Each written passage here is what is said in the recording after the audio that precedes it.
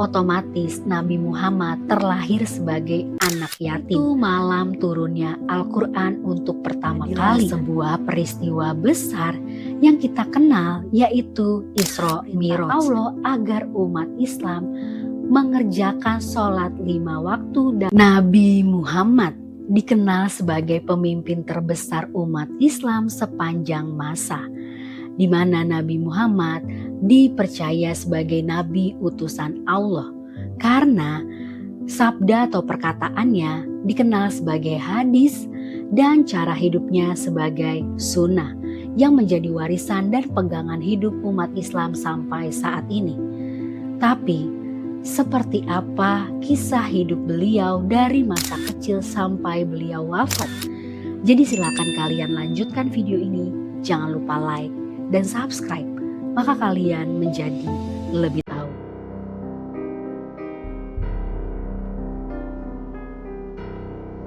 I'm Vega, terima kasih sudah klik video ini. Bagi kalian yang belum subscribe, silakan subscribe ya. Oke guys, dengarkanlah dan menjadi tahu.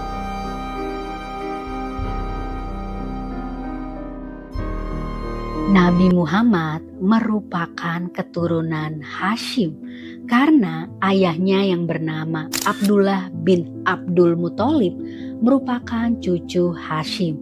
Sedangkan ibunya Nabi Muhammad ini adalah Aminah binti Wahab yang merupakan keturunan Bani Juhrah. Lalu setelah Abdullah bin Abdul Muthalib ini menikah dengan Aminah, si ayahnya ini melakukan perjalanan menuju Syam. Tapi sedihnya ketika ayahnya dalam perjalanan pulang, ayahnya ini wafat di daerah Yastrib, kota Madinah, dan ayahnya juga dikuburkan di kota tersebut. Lalu diketahui setelah 6 bulan kepergian ayahnya, ibunya yaitu Aminah melahirkan Nabi Muhammad di hari Senin malam 12 Rabiul Awal kalender Islam di daerah Bani Hashim, kota Mekah. Karena ayahnya Nabi Muhammad ini telah wafat, otomatis Nabi Muhammad terlahir sebagai anak yatim. Bahkan ketika ayahnya wafat, ayahnya ini tidak meninggalkan harta apapun kecuali 5 ekor unta. Singkat cerita, ketika Aminah ini telah melahirkan Nabi Muhammad, Aminah menyerahkan bayi Nabi Muhammad kepada seorang perempuan yang tinggal di Bani Sa'ad, yaitu Halimah Sa'diyah, untuk menyusui Nabi Muhammad. Otomatis Halimah telah menjadi ibu persusuan dari Nabi Muhammad. Walaupun pada masa itu daerah Bani Sa'ad dilanda kekeringan, tapi karena keikhlasan hati dari Halimah untuk menyusui Nabi Muhammad, walaupun sebelumnya air susunya dinyatakan telah kering, tapi lama-kelamaan air susunya itu menjadi deras. Bahkan daerah Bani Sa'ad yang tadinya dilanda kekeringan, tiba-tiba lahannya menjadi subur.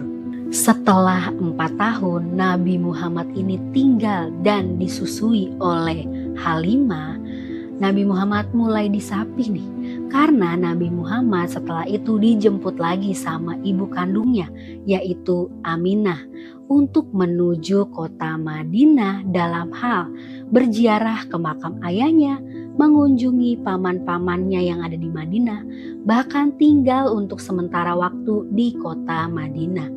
Tapi sedihnya ketika Nabi Muhammad dan Aminah dalam perjalanan pulang, Aminah ini wafat dan dikuburkan di desa Abwah, yaitu suatu daerah yang ada di antara Mekah dan Madinah.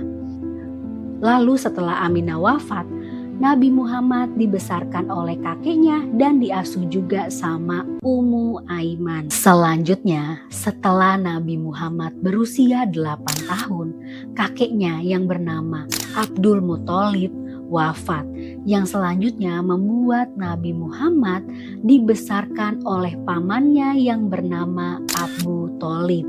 Karena pamannya ini hidup dalam kondisi kekurangan, tapi pamannya memiliki karakter yang sangat dermawan di mana Abu Tholib sangat suka berbagi dan bersedekah kepada sesama.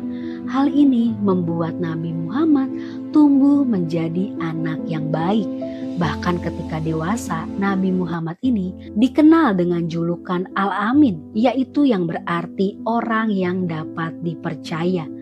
Hal ini juga membuat seorang janda kaya raya yang bernama Khadijah mau memperkerjakan Nabi Muhammad. Setelah kurang lebih 2 bulan Nabi Muhammad bekerja dengan Khadijah, mereka memiliki hubungan saling mengenal satu sama lain, dan hal ini membuat Nabi Muhammad menikahi Khadijah walaupun usia mereka pada saat itu sangat jauh jaraknya, yaitu Khadijah berusia sekitar 40 tahun dan Nabi Muhammad sekitar 25 tahun. Dan setelah menikah, Nabi Muhammad ini tinggal di rumah Khadijah dan mereka berdua memulai kehidupan baru sebagai suami istri.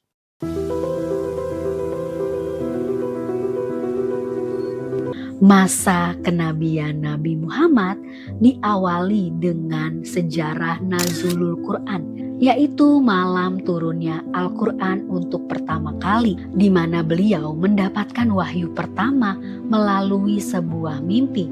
Di dalam mimpinya itu, Nabi Muhammad bertemu dengan malaikat Jibril di Gua Hira. Karena mimpi ini membuat Nabi Muhammad menjadi gelisah, ia mulai menyendiri di Gua Hira. Dan di dalam Gua Hira itu, yaitu gua yang terletak di sebelah atas gunung Jabal Nur, diperlihatkanlah kepada Nabi Muhammad bahwa malaikat Jibril benar-benar menghampirinya dan memeluknya, lalu menyampaikan wahyu pertama, yaitu turunnya Al-Quran. Setelah mendapatkan wahyu pertama, Nabi Muhammad mulai melakukan dakwah pertamanya, dan orang-orang yang mendengarkan dakwah beliau untuk pertama kali merupakan orang-orang terdekatnya dan keluarganya sendiri. Karena Nabi Muhammad untuk pertama kali berdakwah melakukannya secara rahasia, yaitu orang-orangnya antara lain seperti Abu Bakar Al-Siddiq, lalu anak angkatnya Zaid, istrinya Khadijah, orang yang pernah mengasuhnya yaitu Ummu Aiman, satu orang sepupunya Ali bin Abu Tholib, dan satu orang budak yaitu Bilal bin Rabah. Dan Nabi Muhammad melakukan dakwah ini secara diam-diam selama kurang lebih 3 tahun. Akhirnya turunlah perintah Allah kepada Nabi Muhammad untuk mulai berdakwah secara terang-terangan. Akhirnya Nabi Muhammad mulai berdakwah secara terang-terangan, walaupun pada saat itu mayoritas penduduk yang ada di Mekah mengabaikan dakwah beliau, bahkan mengejek beliau nih. Tapi karena Nabi Muhammad telah mengutuk penyembahan berhala, membuat para pemimpin suku di Mekah pada masa itu mulai ketar-ketir atau takut akan keberadaan Nabi Muhammad. Berikutnya terjadilah sebuah peristiwa besar yang kita kenal, yaitu Isra Mi'raj, di mana peristiwa ini berawal dari istrinya Nabi Muhammad yaitu Khadijah dan pamannya Abu Tholib wafat, di mana pada masa itu juga umat Islam lagi dilanda kesengsaraan atau disebut tahun kesedihan, yaitu Amul Husni.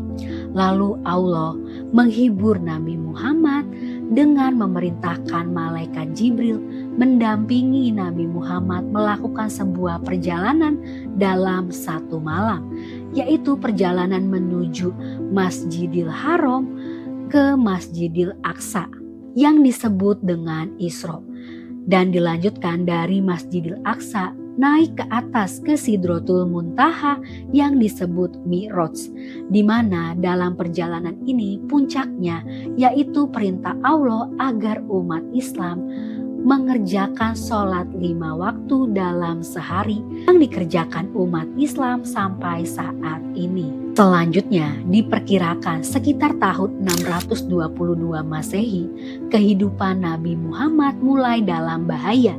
atas perlakuan kasar dari kaum kafir. Karena kondisi ini membuat Nabi Muhammad memerintahkan para pengikutnya untuk hijrah nih dari Mekah ke Madinah. Dalam peristiwa hijrah ini menandai awal dari kalender Islam, yaitu kalender Hijriyah. Ketika para pengikut Nabi Muhammad dan Nabi Muhammad sampai di Madinah, disambut dengan gembira nih sama kaum Ansyar. Dan di sana juga Nabi Muhammad mendapatkan kekuatan politik secara besar dan terbangunlah kekhalifahan Islam. Dan didirikanlah Masjid Nabawi dan Nabi Muhammad mensyariatkan azan. Dapat kalian ketahui juga dalam perjalanan dakwah beliau, Nabi Muhammad ini melewati banyak sekali perang yang berlangsung seperti perang Badar, perang Ahzab, dan perang Mu'tah. Walaupun beliau ini melewati banyak sekali perang, bukan berarti intisari dari kehidupan beliau berkutat pada perang aja. Karena pada dasarnya Islam adalah agama yang cinta perdamaian.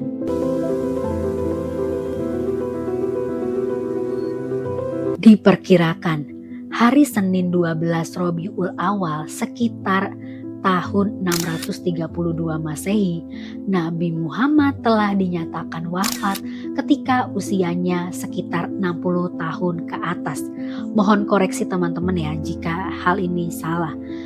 Nah, sebelum beliau ini dinyatakan wafat, beliau ini mengalami sakit demam tinggi selama beberapa hari. Setelah dikabarkan Nabi Muhammad telah wafat, sahabatnya yaitu Abu Bakar As-Siddiq sedih lalu mengunjungi rumah Aisyah, rumah tempat Nabi Muhammad wafat.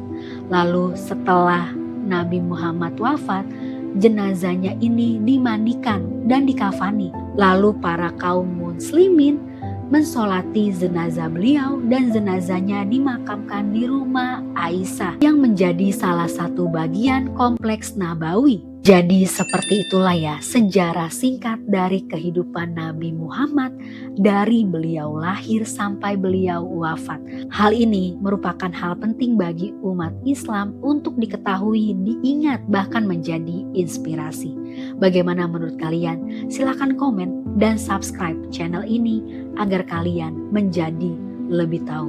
Terima kasih sudah menonton. Bye-bye.